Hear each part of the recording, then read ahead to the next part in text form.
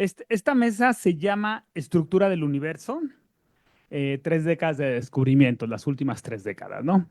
Y tenemos en la mesa a 3 panelistas. En medio tenemos a la doctora Claudia Moreno. Ella es profesora de aquí de la UDG, del Centro Universitario de Ciencias Exactas e Ingenierías. Y bueno, es investigadora que trabaja en asuntos de relatividad, de ondas gravitacionales. Es un tema apasionante que tiene muchísimo futuro, que empezamos a detectar apenas las primeras ondas gravitacionales y ya hay todo un universo impresionante de posibilidades de las cuales nos va a platicar. La doctora Moreno, además, ha sido presidenta y vicepresidenta de la División de Gravitación y Física Matemática de la Sociedad Mexicana de Física. Y además, ha sido, digamos, pieza clave para poder vincular grupos de investigación mexicanos con grupos de investigación en otros países para investigar sobre las ondas gravitacionales. Eh, Además, si no me equivoco, has participado en hacer simulaciones numéricas en nuestro clúster de supercómputo que tenemos en Morelia, así que, lo cual nos da mucho gusto.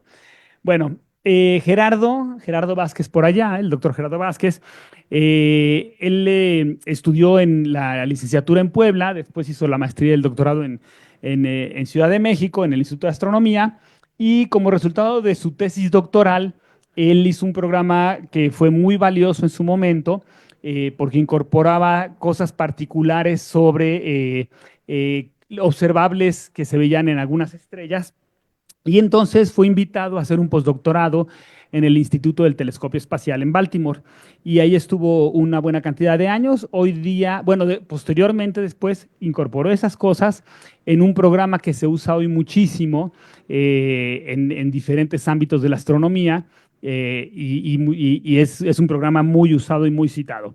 Gerardo trabaja actualmente en la Universidad de Queens en Charlotte.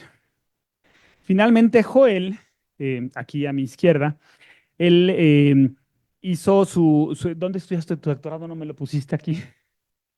En Granada, no, sí me lo pusiste, cierto. Hizo su doctorado en Granada, y él es un experto usando datos interferométricos en el óptico. En las primeras, una de las primeras pláticas que tuvimos aquí, había un instrumento de 4 telescopios ópticos e infrarrojos que funcionan de manera simultánea para poder detectar cosas bien chiquitas, bien detalladas en regiones de formación estelar, en regiones donde hay mucho oscurecimiento del polvo. Bueno, con longitudes de onda infrarrojas podemos ver adentro de eso. Joel hizo un postdoctorado en Alemania, becado por la Fundación von Humboldt, y desde 2018 trabaja en el Instituto de Astronomía de la UNAM. Bueno, pues adelante. ¿Quién quiere empezar? Ok, sí, aquí está, pero creo que va al revés. Espera. Es que estaba un poquito más atrás, ¿no? Bueno, ok, podemos empezar si quieres desde ahí. Sale. Hecho, bueno, pues muchísimas gracias a todos por estar aquí, gracias por la invitación. La verdad es que estoy muy contento de estar hoy aquí con ustedes y yo les voy a platicar un poquito acerca de los retos de construir telescopios o estos grandes infraestructuras tanto en la Tierra como en el espacio. Bueno, esta es una fotografía tomada por un fotógrafo, un astrofotógrafo peruano muy conocido, que es Jason Huerta, donde prácticamente se ve todo el cielo, ¿no? Toda la Vía Láctea, de que es la galaxia donde nosotros estamos, y la mayoría de bueno, no la mayoría, sí, la mayoría de los astrónomos recibimos la información del universo a través de la luz en general. Y digo la mayoría porque desde el 2016 también conocemos o confirmamos la existencia de las ondas gravitacionales y entonces ahora vivimos en la era de la astronomía multimensajero, ¿no? Pero la verdad es que la información que nosotros recibimos de esta luz, pues no se restringe únicamente a la que podemos recibir con nuestros ojos, ¿no? De hecho, si vimos la galaxia en diferentes longitudes de onda, pues nos vamos a dar cuenta de que se ve completamente diferente dependiendo del régimen en donde nosotros estemos observando, ¿de acuerdo? Aquí hay varios ejemplos de cómo se vería la Vía Láctea a través de con diferentes observaciones, con diferentes telescopios que van desde ondas de radio hasta rayos gamma, ¿no? Y bueno, obviamente para nosotros poder hacer todas estas observaciones necesitamos de un gran número de instrumentos con los cuales nosotros poder observar, pues no solamente la Vía Láctea y sus estrellas, sino también otras galaxias u otros fenómenos que existen en el universo, ¿no? Y aquí he puesto algunos de los telescopios con los que nosotros hacemos este tipo de observaciones. Muchos de ellos ya fueron mencionados durante las charlas de la mañana. Están el Newton, que trabaja en rayos X, Fermi, algunos que están en México, como el milimétrico, Scintex, que es un telescopio que se encuentra en San Pedro Mártir, que se dedica a observar tránsitos de exoplanetas. Está el telescopio Keck, ¿no? Que está también en Hawái, que es uno de los más grandes del mundo ahora mismo. Y entonces, una de las preguntas es, ¿por qué algunos telescopios se construyen en el espacio y otros se construyen en la Tierra, ¿no? ¿Cuáles son las diferencias? ¿Por qué elegimos eso, mandar algunas misiones espaciales y otros los construimos aquí, ¿no? En nuestras montañas, en el desierto, etcétera? Y bueno, básicamente una de las razones principales de esto es que la atmósfera es transparente, la transmisión de la atmósfera depende de la longitud de onda a la cual estemos observando, ¿no?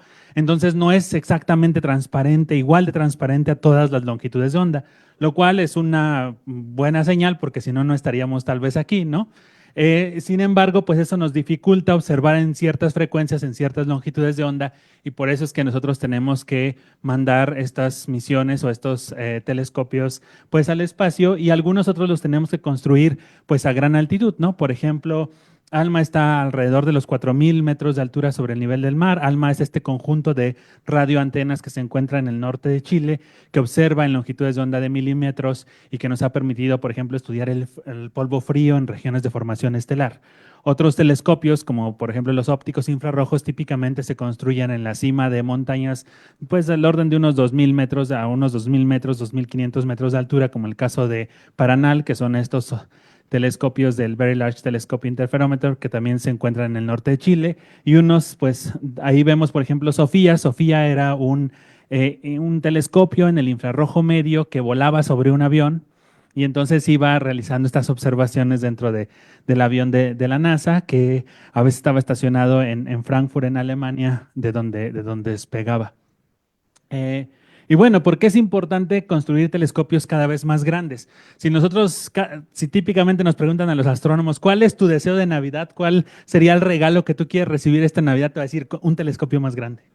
Esa es la respuesta típica. Y la razón es la única fórmula que hay en toda la presentación, es esta división, y es porque básicamente los detalles que nosotros podemos observar dependen de la longitud de onda, son directamente proporcionales a la longitud de onda que observamos e inversamente proporcional al tamaño del espejo principal del telescopio que tenemos, ¿no? Entonces, mientras más grande sea este espejo, pues básicamente podemos observar detalles cada vez más pequeñitos, ¿no? Y estudiar con mayor detalle. Entonces, actualmente los telescopios, digamos, de última generación que hay en el mundo operativos ahora en Tierra, son estos son dos ejemplos de este tipo de telescopios. Son pues, estructuras que tienen un espejo primario, máquinas que tienen un espejo primario del orden de 8 metros, 10 metros de diámetro para el caso del Gran Telescopio de Canarias, y esos son más o menos los con los que trabajan, bueno, no más o menos, con los que trabajamos actualmente desde Tierra. Estos telescopios, pues imagínense, cada uno de esos edificios es como si tuviéramos un edificio de 10 metros de 10 pisos de altura, donde tenemos el espejo primario o el telescopio trabajando dentro con varios instrumentos conectados, y esto además se tiene que mover a lo largo de la noche para seguir el objeto que nosotros queremos observar. Estos dos amigos que tenemos aquí, el Very Large Telescope es este conjunto de telescopios que está en el norte de Chile, que pertenece a la Unión Europea, mientras que el que tenemos acá son los telescopios Keck, que se encuentran en Hawái. Y bueno, Actualmente se construye la nueva generación de extremadamente grandes telescopios, que son telescopios que van a tener espejos primarios del orden de 38, 35 metros de diámetro, ¿no?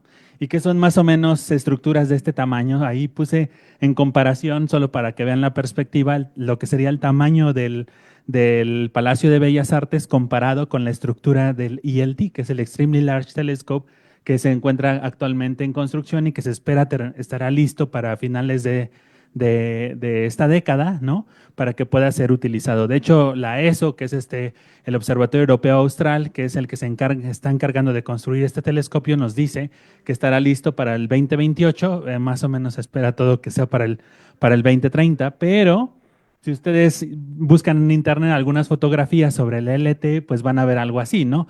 Es la cima del cerrito que se llama Armazones y ya se alcanza a ver la cúpula completamente, bueno, no completamente construida, pero bastante avanzada.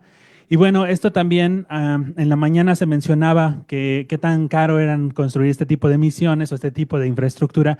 Pues realmente hoy en día la mayoría de los grandes telescopios que se construyen ya no pueden ser construidos solamente por una universidad o incluso por un país, sino que esto necesita forzosamente la cooperación internacional para poder crear este tipo de proyectos y desarrollarlos en tiempo y forma, ¿no? En el caso del ELT, pues es más o menos la comunidad europea con algunos otros estados o otros colaboradores, como el caso de Chile o el caso de Australia, ¿no? Y bueno, ahora sí, ¿qué necesitamos para construir un telescopio? Pues la verdad es que la astronomía moderna no es una ciencia multidisciplinaria que no nada más es que un astrónomo esté ahí observando por el ocular para ver la estrella, el planeta o la galaxia, sino que realmente necesitamos de un montón de otras ciencias, se nutre de muchas otras ciencias, ¿no? Entonces, por ejemplo, una limitación que nosotros necesitamos vencer actualmente con la construcción de estas grandes infraestructuras, pues es la gravedad, ¿no? Aunque no lo crean, los espejos tienen suficiente peso como para deformarse de tal manera que por mucho que nosotros quisiéramos, la longitud de onda que queremos captar es tan pequeñito, del orden, por ejemplo, de unas micras o de unas incluso fracciones de estas micras, y pues nos vamos al visible, que nosotros necesitamos pulir prácticamente de manera perfecta la superficie de los espejos que nosotros utilizamos o contrarrestarlo, deformación por el efecto de la gravedad de alguna manera. Entonces se han desarrollado sistemas que se conocen como sistemas de óptica activa, que lo que hacen es justamente compensar esta deformación de tal manera que nosotros tengamos la superficie con la precisión correcta como para realizar las observaciones que nosotros necesitamos. Otro efecto que nosotros tenemos que vencer, que es una de estas limitantes, es justamente lo que mencionaban en la mañana, creo que Charlie, que es la atmósfera, ¿no? La atmósfera tiene esta turbulencia que a nosotros los astrónomos nos destroza todas las observaciones, y para eso necesitamos desarrollar nuevos sistemas que nos permitan hacer las correcciones atmosféricas necesarias para entonces poder observar. Esa imagencita que ustedes tienen ahí, son las imágenes del centro de la galaxia, y ustedes las ven en borrosas cuando la óptica adaptativa no está funcionando, y después cuando funciona pues se ven ya de manera mucho más nítida, ¿no? También desarrollamos tecnología justamente para hacer estas correcciones mucho más precisas, como por ejemplo estos láseres que se ponen que nos permiten crear estrellas artificiales justamente para hacer mejor las correcciones de la atmósfera. Entonces, esas son algunas de las limitaciones que tenemos que vencer en la Tierra. En el espacio, pues también es bastante complicado, ¿no? Tenemos al Hubble, que fue lanzado en los 90, y más recientemente al James Webb, que fue lanzado hace 3 años más o menos. Tiene un espejo primario de 6.5 metros de diámetro, pero algunas limitaciones de lanzar este tipo de misiones en el espacio es que son muy caras, ¿no? El James Webb costó del orden de $10,000 millones. Solo hay una oportunidad, ¿no? Si explota el cohete, pues ya valió, ¿no? El telescopio no se le puede dar mantenimiento, o es prácticamente imposible. Al James Webb es prácticamente imposible darle mantenimiento. Tiene un tiempo de vida limitado y también puede llevar pocos instrumentos, o son instrumentos fijos, ¿no? No puede haber cambios de instrumentos, ¿de acuerdo? Y bueno, la verdad es que la astronomía nos motiva a crear toda esta infraestructura, toda esta tecnología para responder grandes preguntas. Ya en la mañana también habían hablado del caso del centro galáctico, ¿no? Que son, pues, esa imagen que tienen arriba es el parsec central, los 3.2, 3.3 años luz centrales en nuestra galaxia y justamente en el centro hay un cúmulo de estrellas que se conoce como el cúmulo S, que orbitan alrededor de Sagitario A estrella y que por años fueron monitoreadas de tal manera que justamente a partir de trazar las órbitas de esas estrellas alrededor del centro de nuestra galaxia fue que se pudo determinar con alta precisión la masa de 4 millones de veces la masa del Sol de Sagitario A estrella, que es el agujero negro supermasivo en el centro de la Vía Láctea.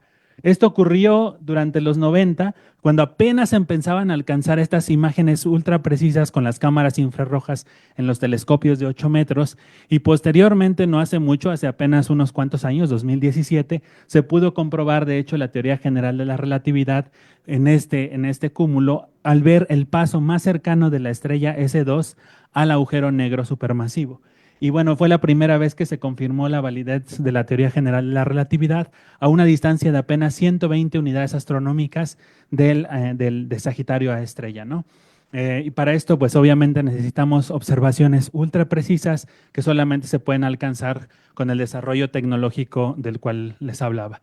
Y bueno, ya termino aquí, solamente en resumen, 3 puntos así rápidos. La astronomía moderna es una ciencia interdisciplinaria que se nutre de muchas otras disciplinas. Necesitamos ingenieros en mecánica, en electrónica, en óptica, gente que sepa procesar datos, ahora también con el uso de inteligencia artificial y también obviamente de la cooperación internacional.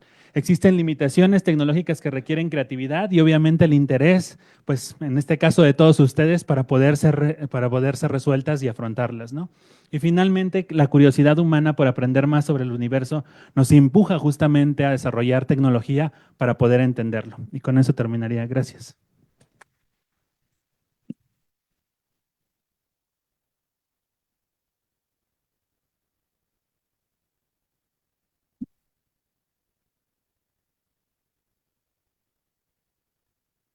Bueno, buenas tardes a todos, noches casi. Gracias por estar aquí, gracias al comité organizador, que no está tampoco, y gracias pues al presentador que tenemos este día. Me sorprende una cosa, pues son muchos, ¿no? Nunca había visto tan lleno este auditorio, pero ¿son de CUSEI o no son de CUSEI? Sí, son de CUSEI, que aguante, ¿no? Porque ya es muy tarde. Pero bueno, qué bueno que son de CUSEI. Bueno, entonces voy a hacer un comentario. Bueno, yo estudié aquí la licenciatura en física, entonces pues lo quería mencionar para que vean pues que uno puede ir a prepararse y luego regresar o aquí mismo prepararse, que también nosotros hacemos ciencia de frontera, ¿no? Bueno, entonces les voy a hablar de un poquito de las ondas gravitacionales, ¿no? Siguiente, por favor. Ay, yo soy yo. Yo misma soy la siguiente. ¿A dónde apunto? ¿Allá o acá? ¿Allá? Yo creo que se le está acabando la pila. Bueno, entonces la motivación, ¿no? Vamos a hablar primero de la motivación. A mí, bueno, siempre que dicen ondas gravitacionales siempre se refieren a Einstein, ¿no? Pero realmente no fue solamente él, ¿no? Entonces nosotros sabemos que hay muchos matemáticos, ¿no? Que formaron parte de este gran descubrimiento y sobre todo, pues como soy mujer, me gusta poner mujeres, ¿no? Entonces si están en semestres un poquito avanzado, ustedes saben el teorema de Noether, que es muy importante para constante, variables conservativas y bueno, una de ellas pues es Emmy Noether, ¿no? Ella, la de aquí que está aquí arriba, pues es Emmy Noether y Mileva, ¿no? Que si realmente ella formó parte de las matemáticas que formuló Einstein para poder crear su teoría, ¿no? Pero pues como las mujeres estaban muy relegadas en ese tiempo, pues obviamente que no se les dio mucha importancia, ¿no? Pero bueno, la motivación también es que en los últimos años, bueno, en el 2015, pues se detectó la primera señal gravitacional que vemos aquí. Si ustedes van a la página del LIGO, ustedes pueden encontrar esta revista y leer pues más detalles sobre esa detección, ¿no? Y en esta otra, pues es la primera señal de una estrella de un sistema binario de estrellas de neutrones, ¿no? Y esto pues dio como origen un premio Nobel, ¿no? Más sin embargo, bueno, ya se habían detectado con anterioridad las ondas gravitacionales, pero solamente de manera observacional. Entonces, ¿cuál es la diferencia entre ambos premios Nobel? Uno es que bajo observaciones electromagnéticas se pudo detectar que había un sistema binario. Bueno, era una estrella que tenía pérdida de energía cada que daba una oscilación y posteriormente se dieron cuenta que era un sistema binario, ¿no? Pero este último descubrimiento de ondas gravitacionales fue debido a la curvatura del espacio-tiempo. En la mañana alguien preguntó cuál era la diferencia entre las ondas gravitacionales, una onda gravitacional y una onda electromagnética, ¿no? Y la diferencia es que unas son masas en movimiento y otras son cargas en movimiento, ¿no? Entonces sí son dos entes totalmente diferentes y su intensidad también es muy diferente, ¿no? Bueno, entonces, unidos el espectro electromagnético con las ondas gravitacionales y la física de partículas, podemos ver aquí lo que se llama astronomía de multimensajeros, ¿no? En este caso, por ejemplo, si tuviéramos un sistema binario de estrellas de neutrones, de hoyos negros no, porque los hoyos negros no tienen, bueno, tienen mucha masa o no tienen masa, bueno, tienen mucha masa, ¿no? Y no sabemos qué hay adentro. En cambio, las estrellas de neutrones o las supernovas, pues sí tienen materia y nos genera lo que son las ondas gravitacionales, los rayos gamma, neutrinos, rayos cósmicos, entre otros, ¿no? Y todos ellos han sido tratados de ser observados, como les decía, pues con base a su espectro, ¿no? Hasta el momento, pues las ondas gravitacionales han sido observadas por sistemas binarios de hoyos negros, de estrellas de neutrones, y como ya son expertos, bueno, son expertos en hoyos negros, más sin embargo han encontrado cosas no esperadas en su tamaño, ¿no? En su tamaño. Pero el otro reto que sigue ahora es una supernova. ¿Por qué una supernova? Bueno, porque el objeto que deforma el espacio-tiempo con mayor intensidad es un hoyo negro, ¿no? Y el que sigue es una supernova, ¿no? Entonces, es posible y se está haciendo ahora en la colaboración LIGO, pues todo el esfuerzo para ser detectada, ¿no? Entonces, como les decía, en radiación electromagnética, pues estaba oyendo en la mañana que los hoyos negros supermasivos sí irradian jets por ahí de energía, ¿no? Pero bueno, nosotros solamente estamos con los que están muy cerca de nuestra galaxia, ¿no? Los neutrinos, pues es también posible para estrellas de neutrones y para estrellas de supernovas, para supernovas sí ha sido observado. Y finalmente, pues los rayos cósmicos que también son muy interesantes para ser detectados en un futuro, ¿no? Bueno, entonces, creo que lo que seguía es que son las ondas gravitacionales. Ah, no, detectores. Bueno, entonces, como ya mencionaron varios aquí presentes sobre los detectores, pues bueno, lo único que yo les quería decir es que eh, la mayoría de los detectores que han mostrado han sido, pues, detectores que detectan una frecuencia un poco más de 10 a la 3 Hz, ¿no? Y en el caso de las ondas gravitacionales, o sea, de aquí para acá, o sea, infinito, pues es el rango del electromagnético, y en las gravitacionales es de 10 a la 3 hacia tamaños muy pequeñitos, ¿no? Como el 10 a la menos 16 Hz es el del orden de pues, la radiación cósmica de fondo, ¿no? Y como también mencionó aquí nuestro compañero, es que cada vez que, dependiendo de la frecuencia, hay diferentes detectores, ¿no? Entonces nosotros tenemos dos que son LIGO y bueno, hay más todavía que les voy a mostrar más adelante, pero este de aquí es LISA, que va a estar en el espacio, ¿no? Entonces, ahora sí, ¿qué son las ondas gravitacionales? Que yo creo que no tiene pila, ¿no? O para atrás. Ahí está. Las ondas gravitacionales, bueno, como les decía, son distorsiones del espacio-tiempo que generadas por objetos muy masivos, como lo es, pues, un hoyo negro. Y como les comentaba, son masas en movimiento, ¿no? Entonces generan un movimiento, ya sea en unas coordenadas que se llaman oblatas o prolatas, y esto forma lo que es un más, ¿no? Entonces, y por eso se le llama una polarización H más o H cruz. Pero bueno, las polarizaciones es lo mismo que en electromagnetismo, ¿no? Tenemos polarización lineal, circular y elíptica.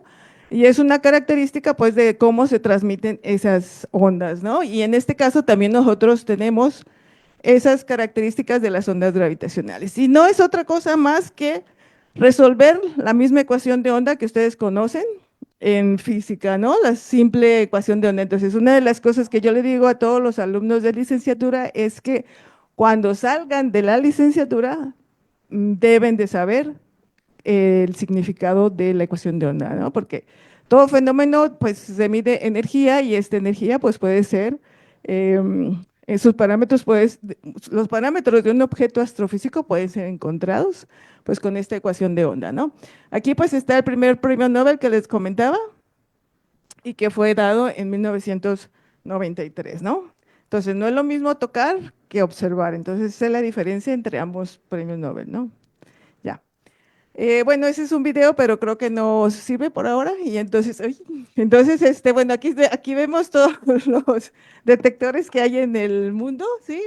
Y pues son 2, 3, 4, 5, 6 por ahora. Y entonces, ¿cómo funciona este interferómetro? Pues es simplemente este es un interferómetro como ustedes lo conocen, el de Michelson, ¿no? Y el desplazamiento en cada brazo, pues se mide como, o el desplazamiento del entre L es lo que te da la amplitud de la onda gravitacional, ¿no? Y esta es su sensitividad, como les decía, es del orden de 10 a la menos 25, bueno, desde 10 a la menos 18 hasta 10 a la menos 25, mientras más pequeñito, pues vamos a poder detectar más señales gravitacionales, ¿no? Entonces, bueno, esta es la primera detección que se generó debido a un sistema binario de hoyos negros. Me imagino que ustedes ya vieron el famoso chirp que se generó al momento del colapso de la detección, ¿no? Hasta el momento han sido 100 eventos detectados o sea, comprobados de la colaboración LIGO. Y como ustedes pueden ver, ese es el colapso de cada uno de estos sistemas binarios. Y se ha encontrado, aquí en este verde puse, bueno, el tamaño de las estrellas de neutrones, pues es menos de alrededor de 2 masas solares, pero entre 2 y 5 hay un gap que no se sabe qué es. Y después pues viene el sistema de hoyos negros y después de esta línea naranja también no se sabe qué es. Entonces, la conclusión de esta slide es que los hoyos negros que se forman o que se han encontrado tienen masas mayores y menores de lo que se podría determinar por la evolución estelar, ¿no? Entonces aquí simplemente les muestro pues la línea de tiempo de estas observaciones. O sea, ¿qué quiere decir O1, O2, O3, O4? Quiere decir que prenden y apagan el detector, ¿no?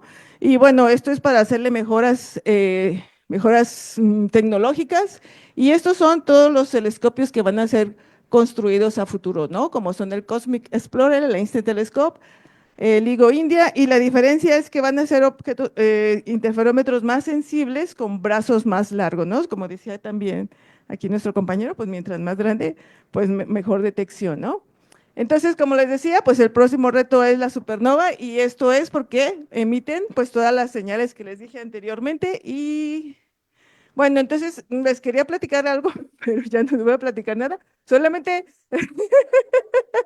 porque ya se me acabó el tiempo. Entonces, bueno, entonces les quería decir, creo que la línea de tiempo se me pasó por ahí, pero en los 90 se empezó a construir el interferómetro LIGO, ¿no? Entonces, Kip Thorne, Barry Weiss, Drever, creo que se llama otro, y Weiss, todos ellos construyeron en los 90 el interferómetro, y pusieron el dinero para detectar esta señal. Pero más sin embargo, las simulaciones numéricas también fueron pues un tema de estudio bastante pesado, porque no podían hacer una simulación numérica de un hoyo negro debido a la singularidad, ¿no? O sea, había una malla con la que se hacen pues que el modelado, y este hoyo negro pues tenía un vacío, ¿no? Y estas simulaciones numéricas se realizaron en los 90 también, es decir, que los 90 fue un momento muy significativo. Ay, híjole, es que no es, bueno, no sé, ya no puedo regresar. Pero bueno, lo que les quería decir es bueno, ya se fue. Lo que les quiero decir es que, bueno, los noventas fueron unos momentos muy importantes para la astronomía de ondas gravitacionales, dado que se construyó pues el interferómetro y se realizaron las simulaciones numéricas para poder pues modelar el sistema binario de hoyos negros, ¿no? Ya, ahora sí, me callo. Gracias.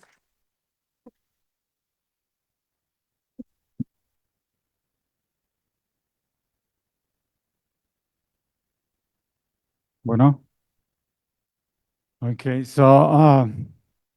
hola, hola, ¿qué tal? Primero me voy a disculpar por mi español, me va a salir lo pocho en algún momento, porque llevo más de 20 años viviendo en Estados Unidos y cuando doy charlas de astronomía o de ciencia se me salen los términos en inglés o la conjugación en inglés. Entonces me disculpo antemano y el ejercicio que voy a hacer es que les voy a hablar como le hablo a mi hijo, ¿no? Porque siendo mexicano viviendo en Estados Unidos uno parece mexicano y no habla español, eso es terrible, ¿no? Entonces yo le enseñé a mi hijo el español y entonces si se me salen las groserías, me disculpo. No lo repitan. Luego, lo otro, lo otro es que yo por algún tiempo dejé de hacer ciencia. Yo por algún tiempo dejé de hacer ciencia y eh, es que claro, es la última plática, ¿verdad? Es la última plática. Todo el mundo está cansado y ahora...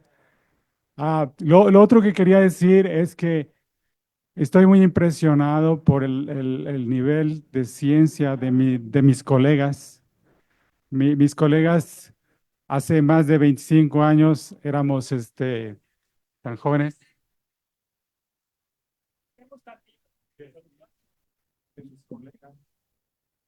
Mis colegas, es mejor sin el micrófono.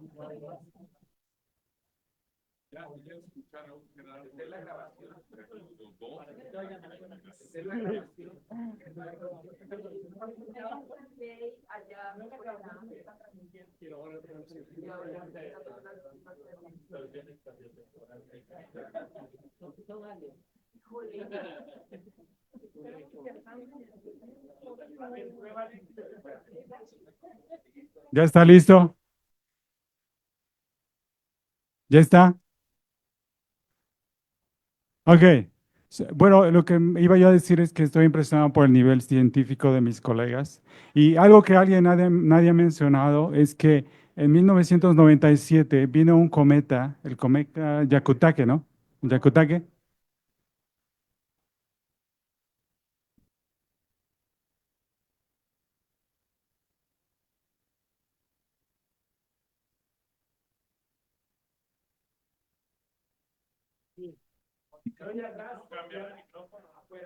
¿Me escucha?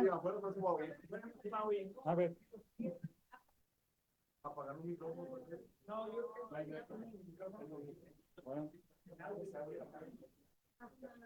Bueno, escuchen.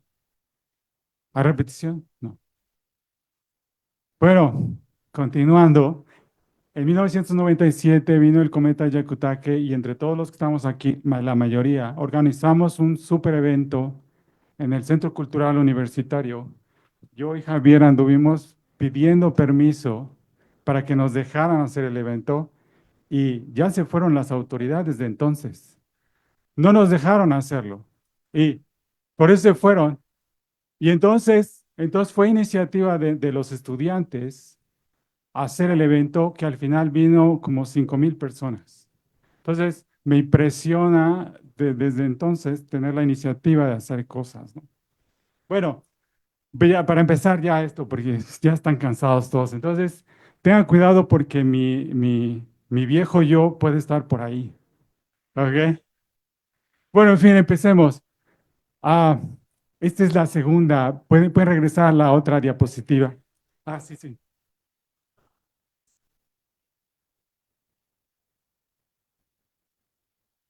¿Qué será la primera? No es la primera. Ah, la idea primordial, sí.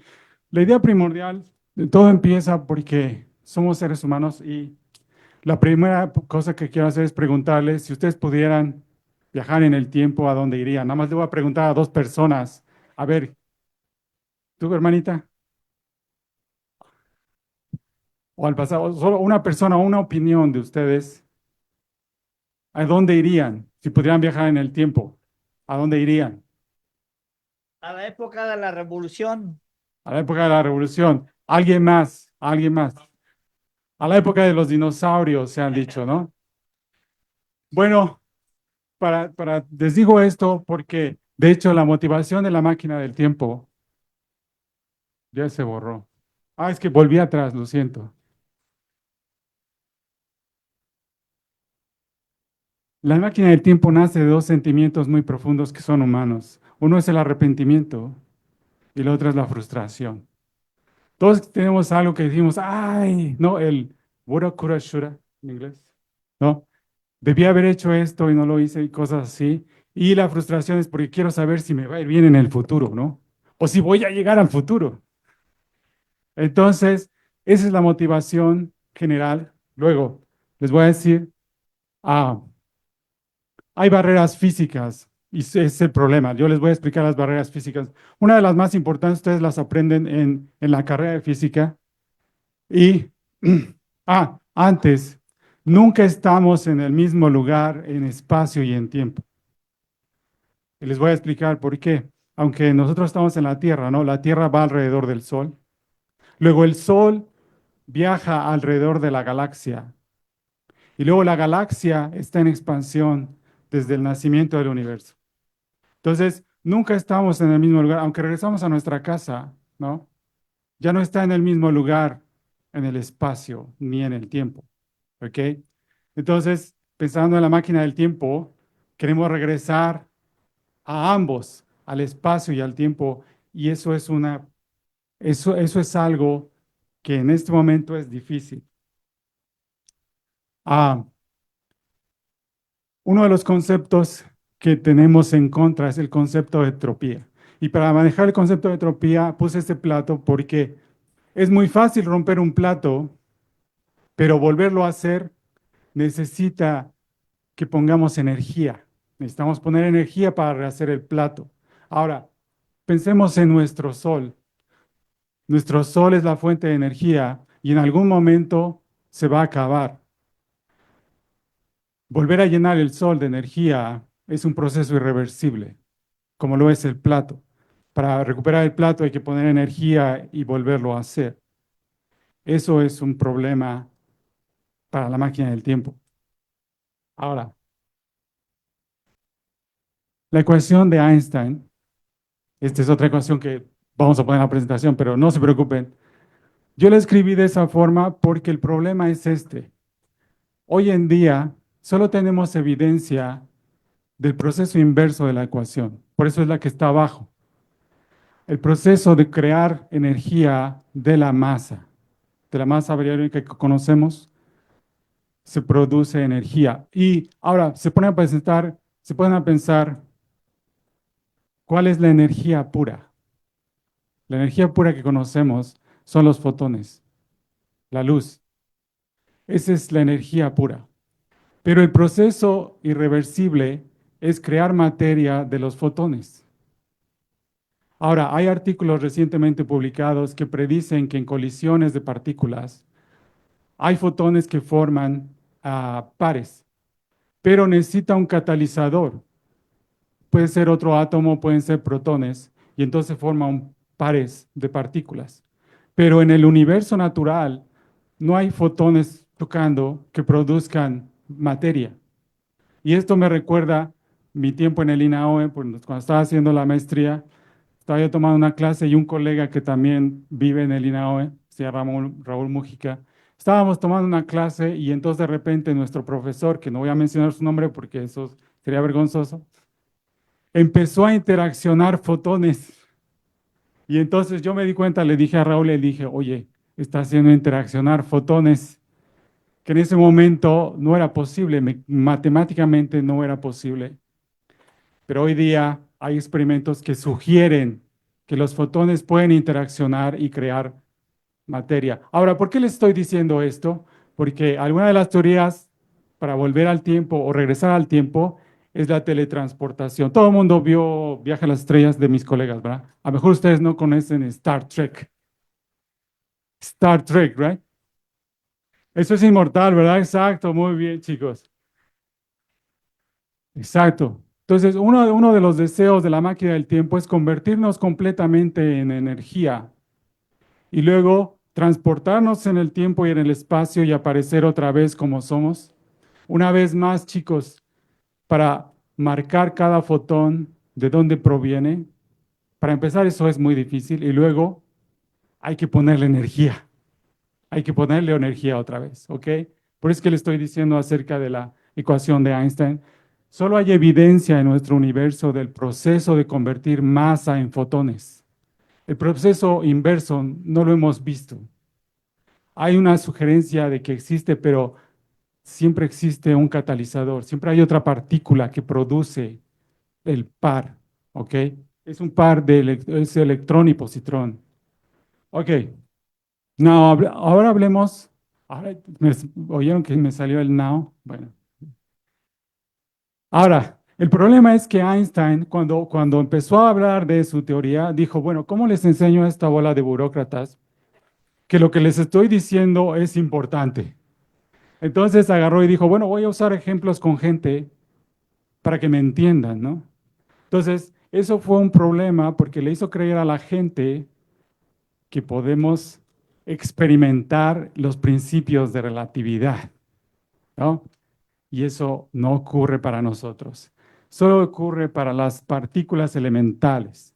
Las partículas elementales son las que están ahí, son los átomos, los núcleos de los átomos, los protones, los electrones, los quarks. Y ocurre cuando viajan a la velocidad de la luz o cerca de la velocidad de la luz. Solamente ahí es que los efectos de la relatividad aparecen, ¿no? Muy bien. Ahora, ventajas de ser partícula. Wow, 2 minutos. Ventajas de ser partícula, ¿no? Voy a ir rápido. Una es el entrelazamiento cuántico. Se ha mostrado que partículas o que se han creado en el mismo momento y alguna de ellas se modifica, la otra se modifica también, aunque esté a otra distancia, ¿no? Eso ha generado varias cosas. Otro de los efectos, right, es viajar a través de los hoyos de gusano. Y ustedes pueden ver ahí, es una nave, ahí va Jaime Maussan, bueno, a visitar a otras personas, ¿verdad? Y bueno, ¿qué necesitamos para hacer partículas? ¿Qué es lo que piensa que necesitamos para hacer partículas primero? Necesitamos, necesitamos ir a la velocidad de la luz. Necesitamos ir a la velocidad de la luz. Bueno, basado en el crecimiento tecnológico, ¿no? Nosotros vamos a alcanzar la velocidad en el año 2110 o en el año 2220. Lo puse ahí, que si les interesa les puedo decir cómo lo calculé, ¿no?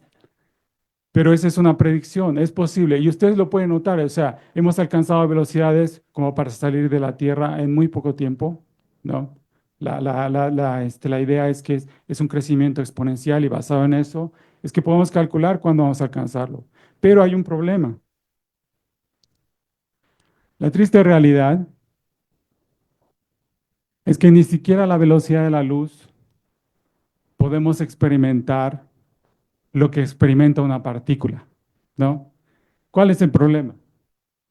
El problema es la masa. Y, perdón, no sé si voy a hacer como cuando doy clases, les pregunto a mis estudiantes si escribieron todo. Lo siento. Ay, te regresé demasiado. Si regresé en el tiempo. Ah, les iba a contar, mientras me regreso Cuando mi hijo era pequeño, le gustaba pasar por los toboganes y entonces yo le decía, siendo pequeñito, se llama Eric mi hijo, yo le decía, entra Eric joven, sale Eric viejo, le decía yo.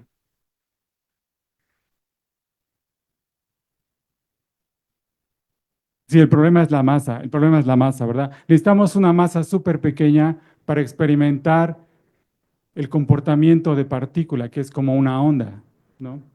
Ahora, y esta es la última transparencia, no hay evidencia física de procesos irreversibles, al contrario, la ley de entropía predice que todo el universo, todo lo que contiene el universo va a un desorden. La única manera de ordenar el universo es inyectar energía. Y ustedes me pueden preguntar qué tal la energía que está produciendo la expansión. El problema es que no sabemos de dónde viene la energía, pero es una suposición de que está entrando energía en el universo. ¿Cómo? No sabemos. ¿Y qué tipo de energía? Pero es cierto, la expansión es una prueba de que está entrando energía en el universo. Pero aparte de eso, no hay ningún proceso que nos muestre en el universo que haya puertas hacia otro lugar. Tampoco hay universos paralelos. No hay evidencia ni de las puertas cósmicas ni de los universos paralelos. Pero vamos a pensar como Cristóbal Colón, ¿no? Cristóbal Colón tenía una idea de ir al otro lado para ir a la India, ¿no? Entonces lo que necesitamos es encontrar los océanos que nos lleven a cualquier otro lugar en tiempo y en el espacio. Y el primer paso es alcanzar la velocidad de la luz. Ahora, las barreras del reto, y esta es la parte importante, la cantidad de energía. Para acelerar partículas, para acelerar a un cuerpo masivo como el de nosotros, se requiere una cantidad de energía increíble, increíble. Y ya hay experimentos, ya hay diseños que tratan de explicar y crear métodos y máquinas que puedan acelerar objetos a la velocidad de la luz. Entonces la energía es un problema. Y luego, el último reto son los efectos de la aceleración. La predicción de las partículas cuando son aceleradas es que van a emitir radiación. Si son aceleradas por mucho tiempo, se van a convertir completamente en luz, en radiación. Y piensen en la posibilidad de que nosotros seamos acelerados. Para empezar, otra vez es la energía, la cantidad de energía necesaria para acelerarnos a la velocidad de la luz y por mucho tiempo. Y luego los efectos de la aceleración al ir a velocidades relativistas no los conocemos, pero es el reto, ¿no? La última pregunta, bueno, imaginen que construimos la máquina del tiempo. Tendría una en su casa. Entonces, voy a terminar con esto porque les quiero decir, hoy día, si ustedes quieren ir al espacio, ¿qué necesitan? Exacto. Ustedes se pueden imaginar que quien va a construir la primera máquina del tiempo no va a ser Javier Ballesteros, ni yo, ni el doctor Miguel Chávez, ¿no? No, van a ser consorcios, ¿no? Poco a poco la gente con dinero pues va a pedir un chance de subirse a la máquina del tiempo y luego, si ustedes tuvieran chance de subirse a la máquina del tiempo, ¿qué cambiarían? Todo el mundo tiene una idea de cambiar algo, seguro. Entonces, entre más gente empezara a ir al espacio, al pasado y al futuro, eso se volvía un caos otra vez, porque todo el mundo iría a cambiar algo chiquitito, ¿no? Sin pensar en todo el escenario del universo, porque también es volver al pasado en el universo. Todo tiene que estar en el mismo sitio, la misma cantidad de energía, todo eso, ¿no? Entonces volveríamos al caos en el que siempre hemos vivido, por decirlo de alguna forma, ¿no? Entonces, yo los dejo con eso y ese pensamiento. Y la última cosa es que, ok, me pueden preguntar.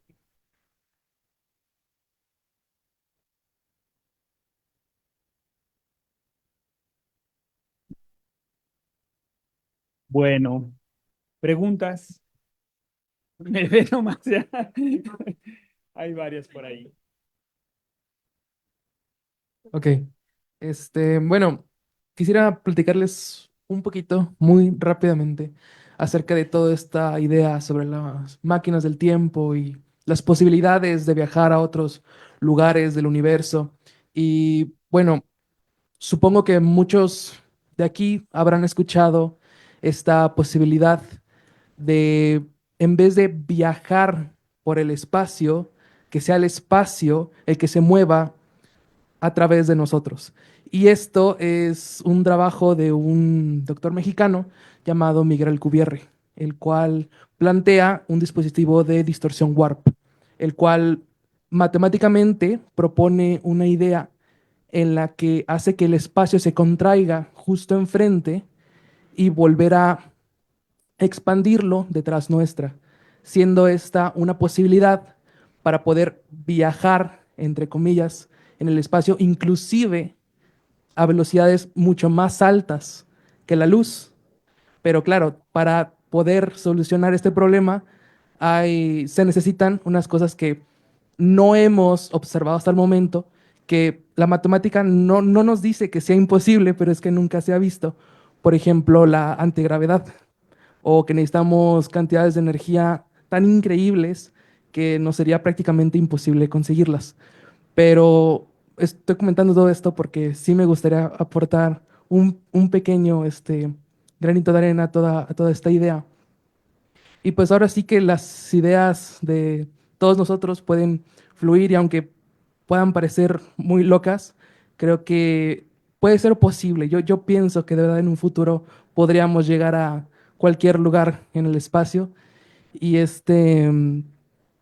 incluso tengo otras ideas que incluso me gustaría compartir de manera breve, incluso a todas esas personas que sinceramente, cualquier persona que le gusta la astronomía es una persona que me cae muy bien y quisiera recomendarles a todos ustedes un pequeño videojuego que habla sobre exploración espacial, en donde también trata todos estos temas. Eh, se llama Outer Wilds y es un videojuego en donde son posibles los viajes en el tiempo, que nos hablan justo de estos agujeros de gusano, utilizando una tecnología, por ejemplo, de agujeros negros y blancos, en donde en este universo sí existen los agujeros blancos. Y nuevamente, los agujeros blancos son una posibilidad matemática, pero ahora sí que no la hemos encontrado en la realidad física porque se creen que no son posibles. Pero también creíamos eso de los agujeros negros hasta que los observamos. Por eso creo que pues posibilidades aún existen y pues nada, no hice una pregunta, pero de verdad quería compartirlo con todos ustedes. Muchas gracias.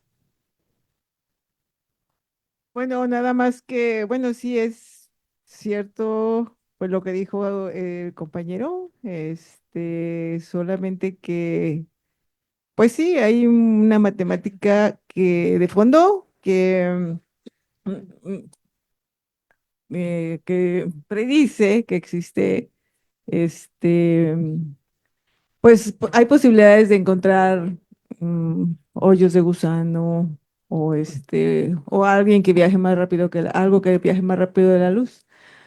Pero si no está comprobado, eso no es cierto, como la teoría de cuerdas, ¿no? La teoría de cuerdas es una teoría fabulosa, ¿no? Y más sin embargo ya está descartada, ¿no? También la de las fuerzas de unir las cuatro fuerzas fundamentales, no me acuerdo cómo se llama, pero también está descartada, ¿no? Entonces, no necesariamente toda la teoría va a ser una realidad, ¿no? Entonces, hay mentes súper brillantes que predicen que va a ser cierto algún fenómeno, pero mientras no lo demuestren, pues de hecho el único en gravitación es Schwarzschild, ¿no? O sea, hay la métrica de Kerr-Newman, de Reisner-Nordström, y la única probada es la de Schwarzschild, ¿no? Porque todas las demás son predicciones físicas del espacio-tiempo, pero más sin embargo no se ha demostrado nada con ellas, ¿no? Y la otra cosa es que te invito a leer a Stephen Hawking. Él dice que no puede ser pasado, no puede haber pasado porque rompe ciertas leyes de la física, ¿no? Entonces la máquina de tiempo del Cuvier es una máquina que viaja más allá de la velocidad de la luz, pero no necesariamente al pasado, ¿no? Entonces hay que leer a Hawking para que veas para que leas, pues, y conozcas. O sea, Hawking fue muy famoso, muy bueno, pero debido a que no hizo ninguna teoría matemática, pues no se le dio ningún premio Nobel ni se le reconoció, ¿no? Pero todas sus teorías sobre termodinámica de hoyos negros es bastante interesante. Eh, Muy interesante la charla de los tres. Gracias. Quisiera hacerle una pregunta al doctor Gerardo, pero yo creo que todos aquí tienen muchas. Más que nada sería a la doctora Claudia. Comentó, yo de mi ignorancia sobre el tema, pues usted comenta que un sistema binario provoca ondas gravitacionales, ¿no?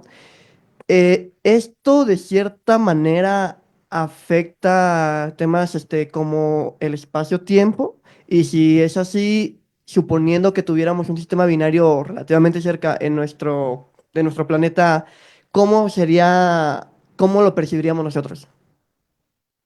Bueno, pues imagínate como, pues como una tina de agua donde metes dos pelotas, ¿no? Entonces empieza a haber ondulaciones. Bueno, es una teoría, ¿no? Que dice que pues el espacio-tiempo genera bueno, objetos astrofísicos generan oscilaciones en la malla del espacio-tiempo, ¿no? Entonces, pues estas oscilaciones pues nos llegan a nosotros, pero están muy lejos, ¿no? Están del orden de los megaparsecs, es decir, fuera de nuestra galaxia.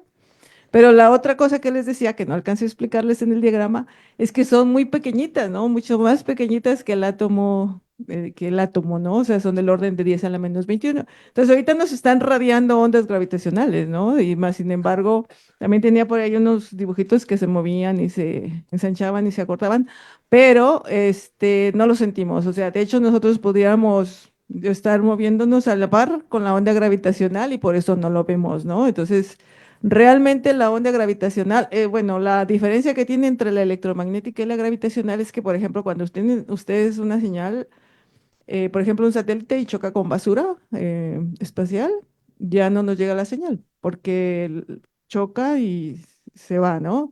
Y ya las ondas gravitacionales, por ser tan pequeñitas, atraviesan la... Entonces sería muy interesante encontrar, o sea, a lo mejor como Maxwell, ¿no? Cuando estaba Maxwell, pues pasaron 150 años para tener toda la tecnología que ustedes tienen y las ondas gravitacionales van a pasar 100 años, pero bueno, yo creo que la nanotecnología va a jugar un papel importante para generar alguna antena de ondas gravitacionales. Ok, muchas gracias. Buenas.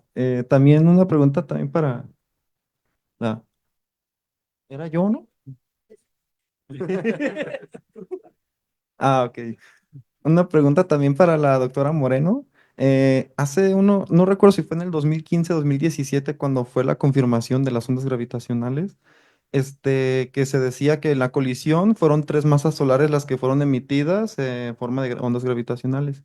Mi pregunta es, en LIGO, a través de la interferometría, se pudo saber qué tanto se había debilitado esas ondas, y también por aquellos días se mencionaba mucho de una nueva astronomía a través de las ondas gravitacionales. Por ahí se mencionó también que también se podía estudiar a través de ellas los mecanismos que generaban los brotes de rayos gamma. Mi pregunta es si ha habido avances sobre eso, y si la emisión de su origen, de qué tanto se debilita hasta llegar a nuestras detecciones, modifican los datos de lo que podemos estudiar de ellas. Ay, realmente son tres preguntas. Perdón. Y la primera yo no me acuerdo. A ver, la primera, repíteme la primera así con unas dos palabras Sí, para recordarme. en LIGO Ya me acordé. La primera es que eran tres hoyos negros, decías, ¿no? Realmente son dos. O sea, No, sí, no han podido ser tres porque el problema de los tres cuerpos en relatividad pues no está resuelto, no. ¿no? Entonces, solamente son dos, pero de estos dos se forma uno. Ujú. Entonces, ya a lo mejor por eso piensas que son tres, ¿no? No, yo Pero, decía que se perdieron tres masas solares en la colisión. sí, Ajá. ya. Entonces yo preguntaba si en LIGO se pudo detectar a través de la interferometría qué tanto se había debilitado esa señal. No, yo creo que con la interferometría no es, más bien es con la radiación electromagnética. Ah, ok, Sí, ok. sí, no. O sea, entonces Ujú. aquí en LIGO pues tienen una plantilla pues que, o sea, lo que pasa con LIGO es que tienen plantillas con la métrica de Schwarzschild que decía, y entonces hacen como un Matchel filter que se llama un emparejamiento para ver si hay una señal que Ujú. coincida, ¿no? Y luego ya después miden con relatividad no creo, ¿no? Bueno, y posteriormente ya saben, pero sí saben cuánta energía se pierde, pues, Sí. pero es aproximada, porque si se fijan hay unas, se llaman fact sheet, como unas hojas donde dan la información, y sí ven que hay pérdida de energía, pero hay otra energía potencial, otra energía, o sea, se disipa, o sea, el cambio de la masa para generar la suma total, se disipa en otras formas de energía, ¿no? Ah. Entonces, es por eso que se pierde y no se sabe con exactitud cuál sea la masa total, o sea, es un Ujú. aproximado, ¿no? De cada una de ellas. ¿Y cuál era la última? Se mencionaba en aquellos días sobre que a través de las ondas gravitacionales se podía estudiar los mecanismos que generan los brotes de rayos gamma. Mm. Si ha habido avances sobre eso, porque ya no he leído. Sí, hay dos papers del último, hace 2 años, creo. Uno de ellos es no me acuerdo si eran, bueno, es de allá de Estados Unidos, y ellos estimaron cuál era la señal gravitacional de jets, de rayos gamma, y decían que estaba en el rango de detección del LIGO. Pero el segundo trabajo es de nosotros, de un doctor que se llama Fabio De Col. Son los únicos dos que hablan de ondas gravitacionales de rayos gamma. Y sí, o sea, lo que se mostró en ambos artículos es que la onda gravitacional no está en el rango del LIGO. Ah, ok. O sea, o sea, la forma de la onda gravitacional, de hecho tengo yo por ahí una ponencia en la que digo cómo es la forma de onda gravitacional para, de hecho, para una estrella de bosones, que son estrellas que también no se detectan, para una estrella de neutrones, para un pulsar, incluso para teorías alternativas de la relatividad general. Pero estas señales pues son muy diferentes porque son diferentes entes físicos, ¿no? Pero muchas de ellas no están dentro del rango del LIGO. Y eso es lo único que tenemos, ¿no? Hasta el 2030 que tengamos otros como El Telescope, telescopio Einstein. sí, Cosmic Explorer, sí, o LISA, son los que podrían decirnos. Pero es un tema muy interesante, Muy pues. bonito. Sí, lo único malo es que están fuera de la galaxia, ¿no? Sí. Y LIGO no tiene tanto alcance. Ok, muchas gracias. De nada. Sí, sí.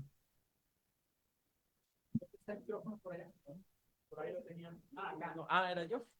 Ah, tengo una pregunta para el doctor Joel Sánchez. Durante su presentación había hecho una imagen, bueno, había puesto una imagen sobre el uso de láseres con ciertos telescopios, pero no se profundizó muchísimo en el tema. ¿Nos podría explicar un poco mejor cómo se utilizan esos láseres con los telescopios, por favor?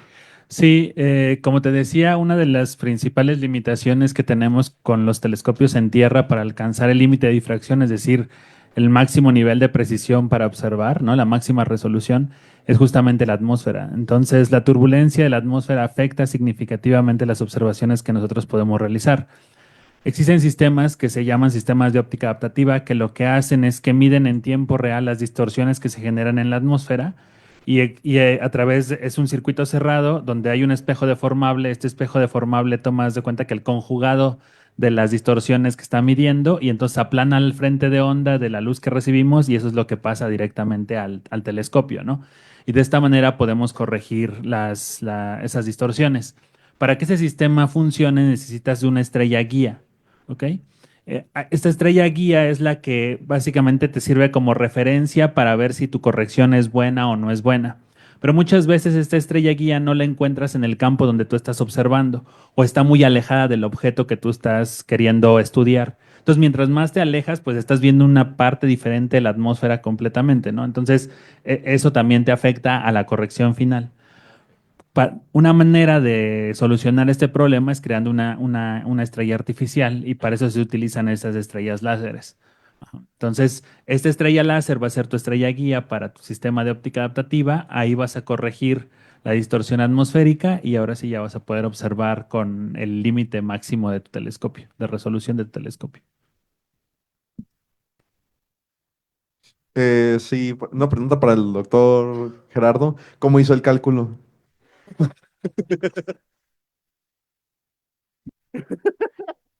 Bueno, sí, el cálculo es muy sencillo porque el crecimiento tecnológico es exponencial. Entonces, tú puedes agarrar y hacer el crecimiento exponencial de la velocidad tomando en cuenta los primeros vehículos que creamos y la velocidad a la que iban. Entonces, yo hice dos estimaciones. De hecho, hice un promedio de ¿cómo se dice? Se puede decir, de la tasa de crecimiento exponencial.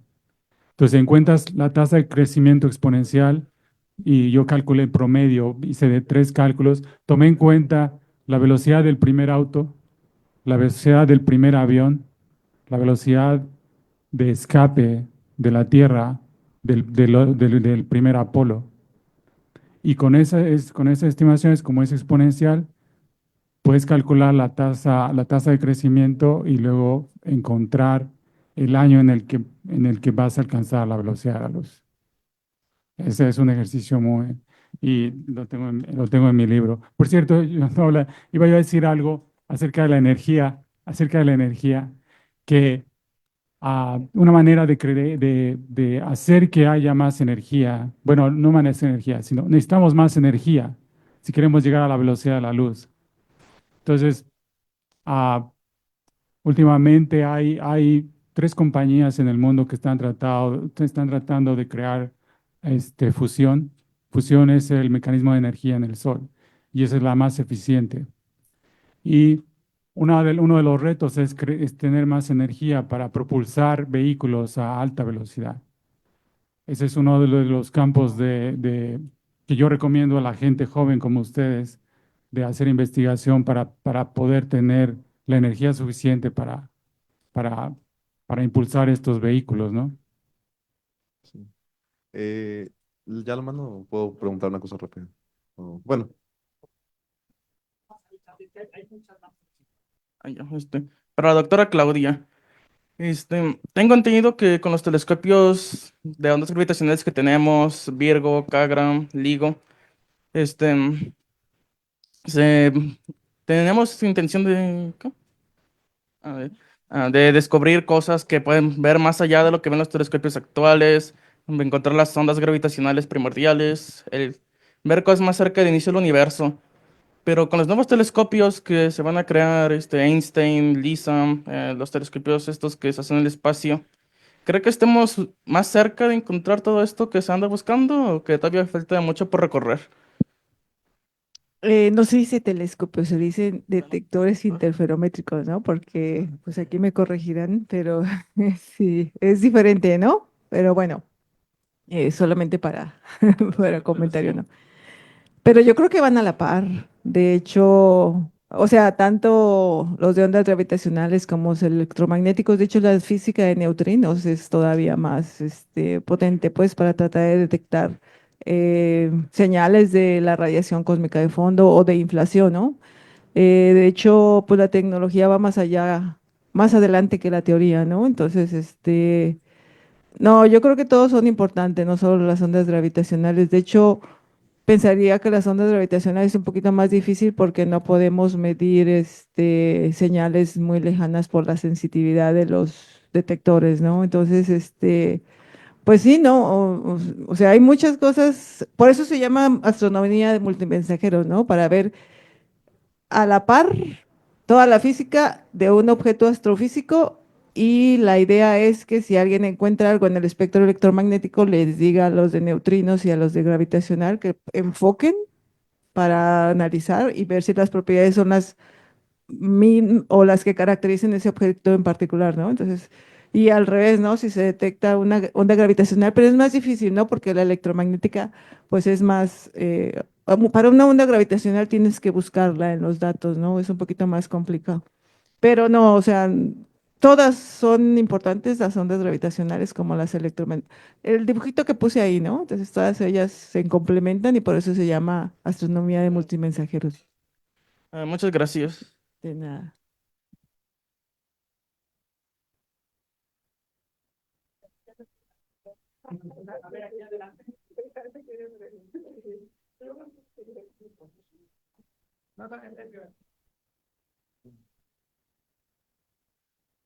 sí, pues en las 3 pláticas se mencionó esta astronomía de multimensajero y pues yo creo que hablando un poco de mi ignorancia porque estoy en etapas tempranas de la carrera, quisiera saber para estudiantes, gente como yo, qué deberíamos enfocarnos en estudiar, en investigar para participar en estas nuevas áreas que están saliendo. Y Pues mira, por un lado, a ver que no me oigan las autoridades. No, no hay. Desafortunadamente para tus generaciones la carrera no está muy bien. A partir del año que viene creo que va a cambiar porque lo que hicimos es hacer módulos en los que se especialicen en determinados temas, ¿no?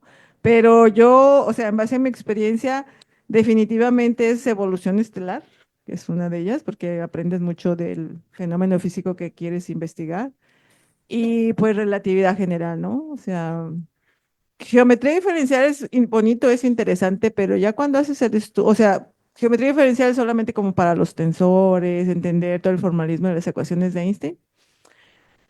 Y pues también no se las dan ahora, ¿no? Tienen que tomarlas en matemáticas, ¿no? Entonces, básicamente es evolución estelar, relatividad general, geometría diferencial. Y bueno, y sobre todo ahora para esto de astronomía de multimensajeros, pues lo que se necesita mucho es recursos humanos para procesar los datos, ¿no? Porque hay más datos que recursos humanos, ¿no? Entonces, la otra cosa que debes estudiar es procesamiento de señales y análisis de datos, ¿no? Entonces, todas estas materias te van a dar, pues, espacio para que estudies, ya sea en el espectro electromagnético, en el gravitacional, de física de partículas, ¿no? Pero sí, les toca a ustedes porque no hay en la carrera esos temas, sí. De hecho, hicimos un librito, vamos a hacer un librito en lo que dice temas básicos para hacer ondas gravitacionales. Sí. ¿Puedo agregar algo rápido?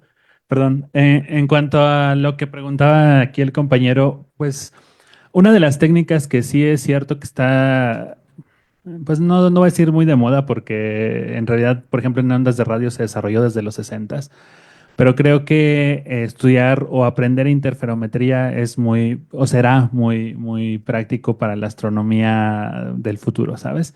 En radio ya está muy estable, es muy, o sea, está muy sólido el campo, ¿no? Te digo, como te digo, se empezó a desarrollar desde los años 60, pero se está expandiendo a otros, por ejemplo, otras longitudes de ondas que no se había podido utilizar hasta ahora, ¿no? Incluso en el radio, con experimentos como el EHT, se está yendo, por ejemplo, hacia los milímetros o el submilimétrico, y entonces ahora tienes que combinar antenas que están en todo el planeta y probablemente después combinemos con antenas de radio que estén en satélites. Entonces, eso va a requerir obviamente de mucho más procesamiento de datos.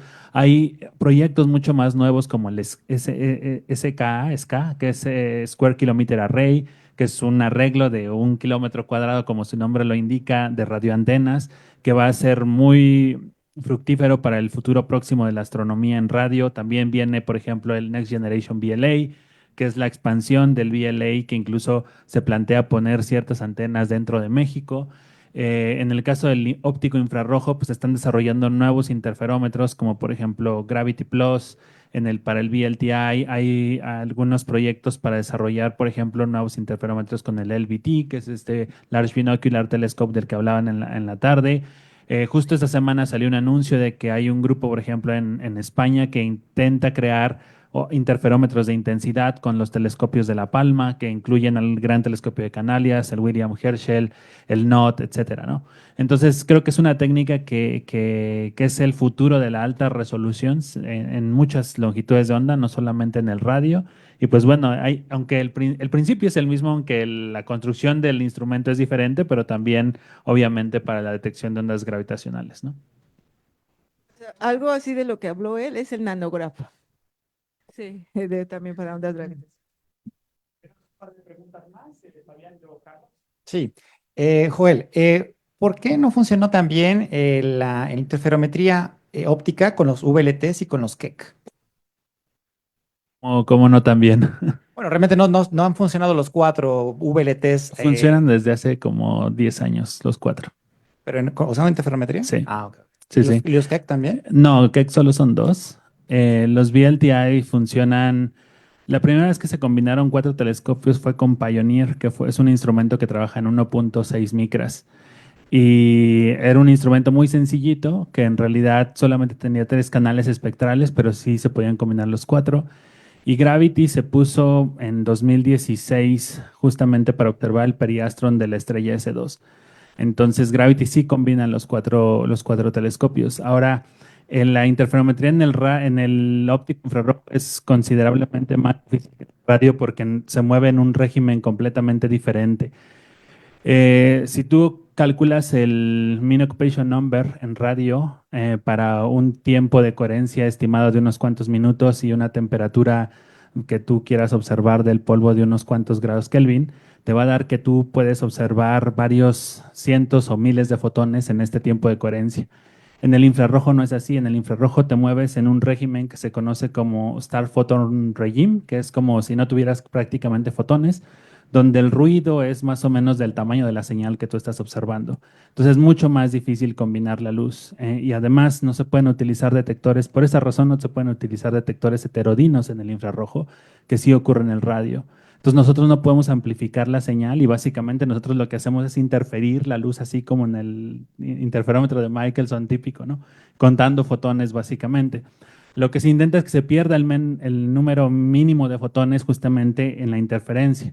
Por eso es que se desarrollan todos estos sistemas secundarios alrededor, como las estrellas de guía láser, los mejores sistemas de espejos deformables, correctores de frente de onda con que alcancen mucho más modos de corrección, de tal manera que tú puedas inyectar la mayor cantidad de luz en el interferómetro para poder hacer interferir la señal. Pero sí hay un límite físico al que vamos a llegar y no vamos a poder combinar eternamente 100, 200, 500, 1000 telescopios ópticos, ¿no? Para hacer interferometría. Y hay ideas nuevas. Por ejemplo, una idea es utilizar estos fenómenos cuánticos como el entrelazamiento, de tal manera que de alguna manera podamos grabar la fase de los fotones que estamos detectando en diferentes telescopios utilizando entrelazamiento, de tal manera que sirvan como una especie de memoria y después nos permitan como correlarlos. Es como una nueva generación de discos duros para hacer la correlación posteriormente. Pero esas son ideas teóricas todavía que no han sido probadas en ningún instrumento hasta ahora y que pues a lo mejor sí puedan ser probadas en el futuro, ¿no? Vale. Yo nada más, ahora sí que más que una pregunta, un comentario. A ver, lo que yo sí les recomiendo a ustedes como estudiantes es que sí hay muchísimo que saber. Ahorita en este momento hay tantos instrumentos, tantas líneas de investigación, tantos cosas que se deben, que son hermosas para estudiar y que lo único que les puedo decir de la experiencia es dejar atrás la especulación, leer, tienen que concentrarse en leer, no leer cualquier cosa, dejar las redes sociales como fuente de información, descartarlas completamente, descartar el 90% o el 99% del Internet como fuente de información, irse a los libros que que les estén indicando un camino. Primero entender un arco iris antes de querer entender un agujero negro, ¿no? Primero entender los conceptos básicos. Yo les recomendaría irse al Theoretical Minimum de Leonard Susskind, por ejemplo, son buenos libros con buenas referencias para ir entendiendo las cosas. Y definitivamente la carrera no les va a alcanzar. Van a tener, si quieren realmente profundizar, van a tener que ir a hacer posgrado, y el posgrado requiere de leer muchísimo más, ¿no? Una maestría es aprender a leer y un doctorado es aprender a escribir. Entonces es un proceso largo, sí, es un proceso complejo, es un proceso a ratos doloroso, a ratos frustrante, pero ese es el camino que se tiene que seguir para llegar a ese nivel, ¿no? O sea, Joel no llegó a todo lo que sabe